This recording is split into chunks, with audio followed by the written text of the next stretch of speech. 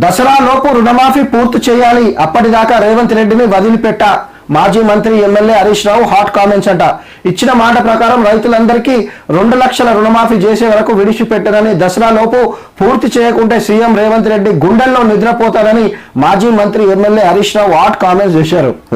గుండెల్లో ఎట్లా నిద్రపోతారో నాకు అర్థం కాదు. ఈ సినిమా డైలాగ్ సరే బాగానే ఉంది, అంటే రైతుల కోసం హరీష్ అన్న ఏదైతే చెప్పింది బాగుంది, కానీ ఒక సినిమా డైలాగ్ లెక్క ఉంది.